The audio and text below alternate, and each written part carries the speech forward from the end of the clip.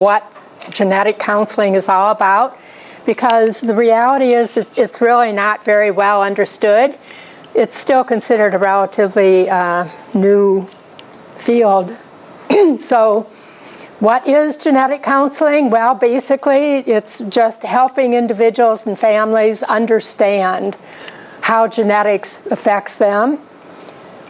And as far as who we are, we're health professionals. That's a category that we put ourselves into. We have specialized degrees, and we are experts in genetic testing, in medical genetics, and counseling. So what do we do? Well, we've got a whole list of things that we do, but basically what it falls into the categories of: we elicit information, learn information about the people who are coming in to see us. We do a lot of analyzing. There's a lot of genetic testing, which I'm going to talk about specifically. And we provide information and support. And so here's a list of possible reasons why somebody might end up seeing a genetic counselor. I have the word risks highlighted because providing risk information is really a big part of what we do. You know, for example, if a family has had a child with some a medical condition, they want to know the risk for another child to have the same condition.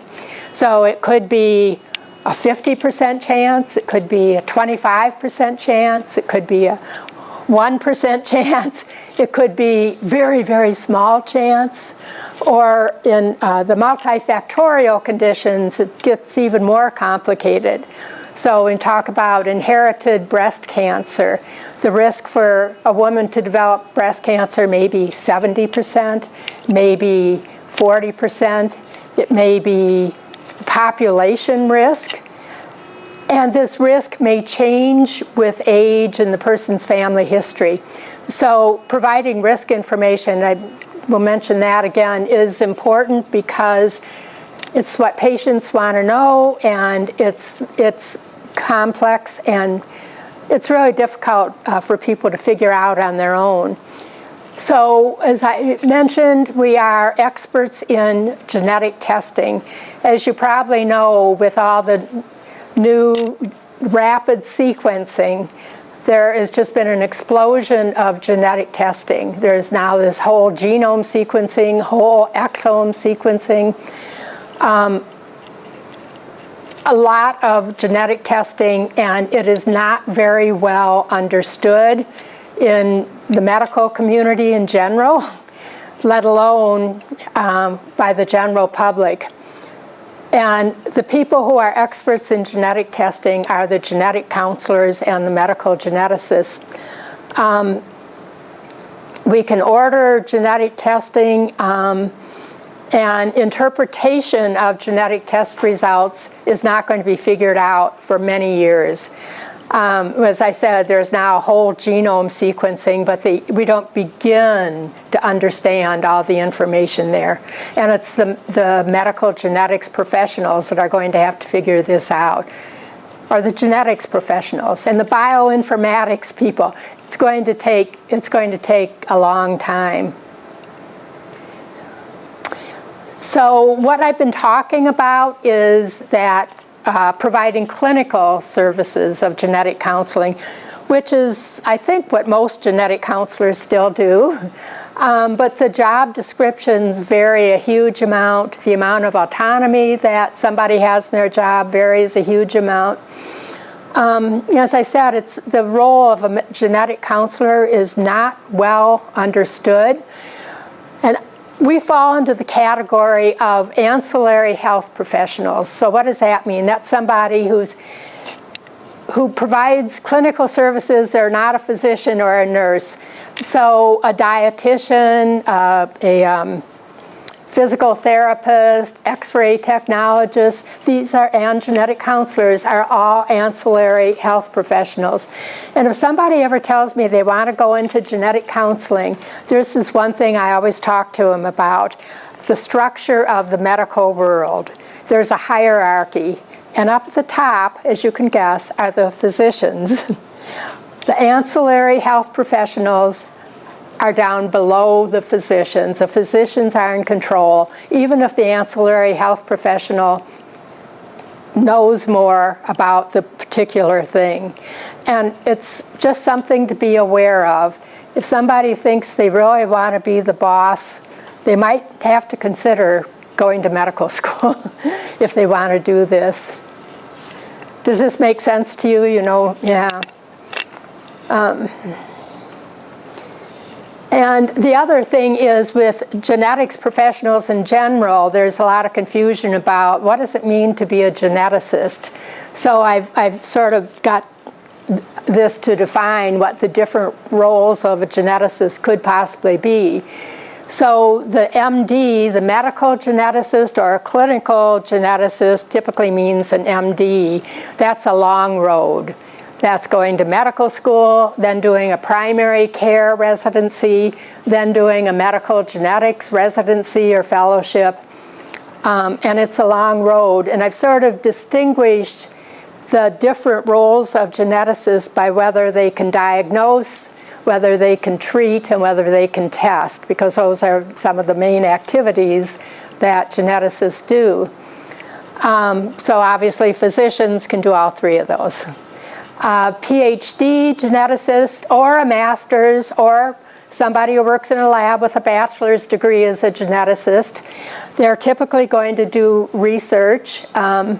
They may work on a disorder that has implications for people. They may even work with samples, doing research for that of a condition that people have, but they cannot diagnose, treat, or test. There's licensure issues there, and they cannot do that. A genetic counselor is now a master's degree. At some point, there's been talk about making it a PhD, but currently it's a master's degree program. Genetic counselors, depending upon where they're licensed, can order genetic tests, but they cannot diagnose or treat. That's reserved for the physicians. So some of the things that we do are, when I say we support people, we help people to learn to cope with the situation that they're in. We help them making decisions. We serve as patient advocates. Genetic counselors, as I said, there's a lot of the role of genetics in medical care is not well understood, and so genetic counselors do a lot of education, both to patients and to the medical people that they were, and to the, well, for, okay, that's why I said here, they serve as educators and as a resource. Typically, but not always, genetic counselors will specialize, and if you go through the life cycle of people, you can see there are lots of different stages at which people might have different questions of a genetic nature. And so these are just some of the areas, a preconception, people might have questions. They might have questions during a pregnancy. Pediatric genetic counselor will typically have to work with a medical geneticist because of the fact that there is typically going to be treatment involved. Adult cancer genetics is a very big field now with the inherited cancer conditions. I think there are a lot of counselors going in who work specifically in cancer genetics because oncology departments are hiring counselors is the reason there are a lot of people there. So where do genetic counselors practice? Well, if you're doing clinical genetics, anywhere where clinical services are provided. There are a few counselors who practice independently, but the reality is not very many. And I think you probably need a lot of experience to be able to set up your own practice. It is possible, it has been done. So I've got 3 slides that tell you some of the activities that counselors do before they see a patient, during the session meeting with the patient, or afterwards. And I guess Arif said that this talk is going to be on the web if you want to look at some of these specifics. But the point of this is that typically, depending upon the subspecialty, the specialty of the genetic counselor, they don't see patients at 8 o'clock, 9 o'clock, 10 o'clock. Their whole day isn't filled with appointments, as physicians typically are. You are? We both have patients from 8 a.m. till about 4 p.m. every day. So things are changing. Okay, maybe things are changing. So but you're more specialized too. I don't know. There's a lot of work for genetic counselors. The one thing that even if you see patients constantly, there's a lot of work to do before you see them and after you see them, including writing up, summarizing the session, and letters to patients. There is really not a typical day. Traditionally, there hasn't been a typical day for genetic counselors. And I guess I was going to introduce at the end, but I'll introduce now. Heidi Albers and Erica Bednar are genetic counselors practicing at Carle now. I am actually retired. I did work for the College of Medicine and practiced at Carle and also and some other sites as well. Things are going to be, as genetic counseling is defined within an institution, how the job is going to be structured is going to change. That's one of the things that's hard to figure out. I want to go back to one thing that I didn't mention. When I went through the activities of genetic counselors, did you all think of anything that I didn't mention that you may have wondered if genetic counselors do? You're too smart for this, but I'll tell you what I'm thinking is that I can't tell you how many times when I've told somebody I'm a genetic counselor, the response is, oh, so you tell people if it's okay for them to have kids or not, right? Or, oh, so you tell people if they should have an abortion or not. And the answer to this is no. No. We, our genetic counselors in our training learn to respect the autonomy of the people that we work with.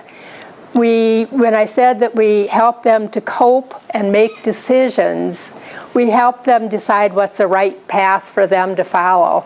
But we definitely do not tell patients what to do. And you may have heard of occasions where physicians have told patients what they should or shouldn't do, but genetic counselors don't do that. That hasn't changed, right? Okay, so there are, as I said, what I was talking about was providing clinical services, but there are a lot of non-clinical jobs for genetic counselors as well. It turns out that the skills that genetic counselors have, understanding medical genetics and medical tests, and beyond that, understanding patients' needs, how to help patients, is very valuable, and a lot of these other places that I'm going to talk about where counselors work, they really don't have that understanding that genetic counselors gain through their education. And of course, genetic counselors have to have organizational skills and communication skills, just like you do to be successful in almost any job. So these are several areas that are non-clinical jobs for genetic counselors. The one that I think there's been an explosion in is the diagnostic laboratories. With all the genetic sequencing and genetic testing, there are more and more labs opening up. And as near as I can figure out, as soon as the lab opens up, the first thing they want to do is hire a genetic counselor because they have the specialized knowledge of the genetic tests and working with patients, how to write up a test report that people can understand. And so there are a lot of jobs with testing laboratories today. And you may also hear about some of the direct-to-consumer counseling. I don't think that'd be something a person would take for their first job. You would need to do some learning on the job before one could do with that. And I'm not sure where that direct-to-consumer counseling is going to go. Have you guys heard of that? There's a company called 23andMe that I think is no longer in business. As far as I know, they're still not accepting samples and analyzing them again. So I don't know where that's going to go. It's a new field and things are changing. It doesn't seem like it's all that new. There have been counselors for 30 years, but where it's going is changing. So a lot of the things you just heard about preparing yourself in education will apply to if somebody is interested in being a genetic counselor. There are 32 programs across the country, so not a huge number. There's only one in Illinois, which is at Northwestern. I will say the graduate programs, even though they're a master's degree program, they are intense because you not only do the coursework, but clinical rotations, and almost all the programs do require that you do a thesis as well. After you graduate, there is a certification exam that's analogous to the board exams that physicians take. And you have to maintain certification, and after you do all those things, you would be eligible for licensure. There are a lot of rewards. I have to say I wouldn't be here if I didn't think genetic counseling was a terrific career. If somebody is fascinated by genetics, they really like molecular biology, and they like working with people, it really is a wonderful career. I think what a lot of people say is that it's a field where you can combine the science and working with people. So one good thing about it is that your formal education can be completed 2 years after your undergraduate degree. And people are ready to take a job then. They do have to pass this certification exam that I mentioned before you can see patients typically. I have it written down there, it's a privilege to work closely with people on sensitive issues. And I think that's probably something that you need to experience to really know what I'm talking about. But it always struck me as a privilege. I always felt honored when I could have this exchange with people. There are just rewards from working with people. There are intellectual challenges of the field. When I was working, it seemed like almost every patient there were things I would have to look up because things keep changing very fast. There are a lot of opportunities for personal growth. So the average salary, and this is nationwide, so I found on a survey $64,000, so I'm assuming that's close to a starting salary. The maximum, you're not going to retire at age 30 from being a genetic counselor, that I saw was about $118,000. It seems like the non-clinical jobs, this doesn't seem fair to me because I think a clinical job is more difficult, but this is life. I think the non-clinical jobs may pay more with the labs. And on the coast, it's slightly higher salaries than in the Midwest, but this is the ballpark figure. So the downsides of being a genetic counselor is that you have to choose your job carefully. The jobs descriptions and what people do and what they're allowed to do just vary tremendously from job to job. There are actually a few really crummy jobs out there, but as near as I can figure out, there are a lot of jobs available. And so I think you just be very careful. Don't take a crummy job with little autonomy. You work with people who have a very difficult time, a really difficult time, and it's emotionally draining. It can be emotionally draining. People talk about burnout. As I said, you never get to relax and figure, okay, I know it all, because you're constantly having to look up what's the latest information. There are few defined career ladders. If you go to work for a company, you may start out as a manager, move up to a supervisor, keep moving up, become the CEO someday. And with genetic counseling, if you work in an area with a number of counselors, you may become a senior genetic counselor, and your salary will keep increasing, but it's not a field with this defined career path. And possibly relocation may be required. If somebody decides they want a job in Springfield, Illinois, well, that may not be possible. Most of the jobs are in big cities. And so if you're interested, you heard a list of things that you need to think about, and this will just emphasize a few of these. The coursework that you need to take, the things you're doing already, molecular biology, chemistry, research, and I put statistics in as something that any graduate program would offer, but because of the risk analysis component of the job, it wouldn't hurt to have statistics. You might consider psychology, physiology, ethics, learning about human development. One thing I've always told people who are interested in genetic counseling is to try and gain some experience working with people.